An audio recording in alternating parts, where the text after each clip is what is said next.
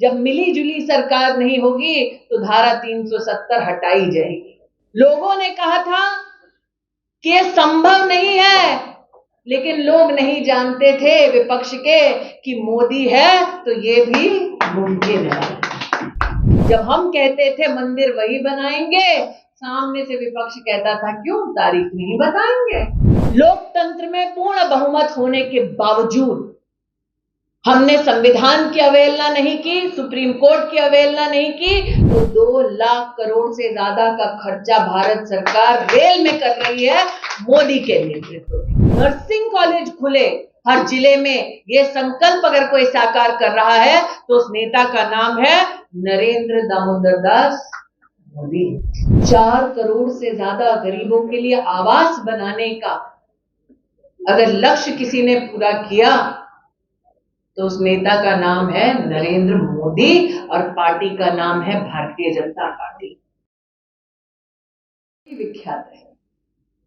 कुछ नेताओं ने तो रेल में ऐसा खेला खेला, मुझे संजय भैया लगता था कि सिर्फ चारे तक उनका गड़बड़ झाला सीमित है, रेल में भी कर दिए हैं, ये पता नहीं था।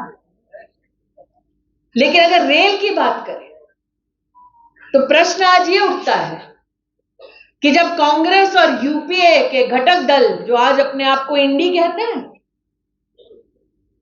जब उनके पास सत्ता थी तब उन्होंने रेल में मात्र और मात्र 55,000 शायद करोड़ रुपया खर्चा था। साल 2023 का खर्चा देख लीजिए तो 2 लाख करोड़ से ज्यादा का खर्चा भारत सरकार रेल में कर रही है मोदी के नेतृत्व में।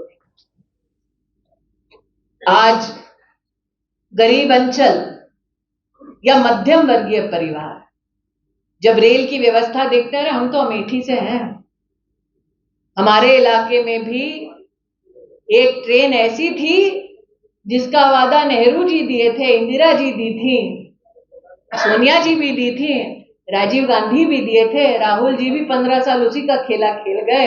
पटरी तब लगी जब मोदी प्रधान सेवक बने। ये वो लोग हैं जिन्होंने कभी इस कल्पना को राष्ट्र के सम्मुख प्रस्तुत नहीं किया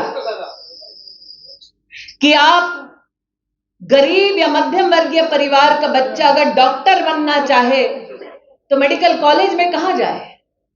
आज हर जिले में मेडिकल कॉलेज बने और मेडिकल शिक्षा बृहद रूप से सशक्त करे हमारे नौजवानों को, युवा पीढ़ी को। नर्सिंग कॉलेज खुले हर जिले में, ये संकल्प अगर कोई साकार कर रहा है तो उस नेता का नाम है नरेंद्र दामोदर दास मोदी। गरीब चाहता था शौचालय बने, रसोई में धुआं ना हो, लेकिन गरीब ये भी चाहता था कि उसके सर पर छत हो। 4 करोड़ से ज्यादा गरीबों के लिए आवास बनाने का अगर लक्ष्य किसी ने पूरा किया तो उस नेता का नाम है नरेंद्र मोदी और पार्टी का नाम है भारतीय जनता पार्टी। हमने वो वक्त भी देखा जब हमारे वरिष्ठ और पुण्य नेताओं ने प्राणों की आहुति दी, क्योंकि हम चाहते थे कि कश्मीर से लेकर कन्याकुमारी तक एक ध्वज हो और भारत बटे नहीं।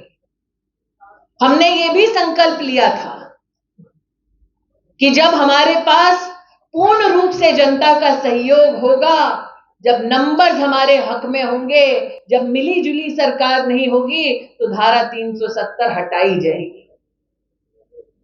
लोगों ने कहा था कि यह संभव नहीं है, लेकिन लोग नहीं जानते थे विपक्ष के कि मोदी है तो ये भी मुमकिन है।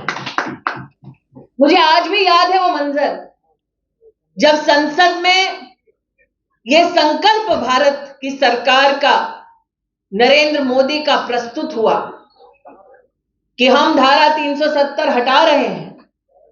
सामने से विपक्षी पार्टियों ने कहा कि यह संभव नहीं है, खून की नदियां बह जाएंगी, कोलाहल थोड़ा ज्यादा होगा, हिंदुस्तान की संसद में क्षमता नहीं है। कांग्रेस का एक नेता तो उस हद तक बोल गया।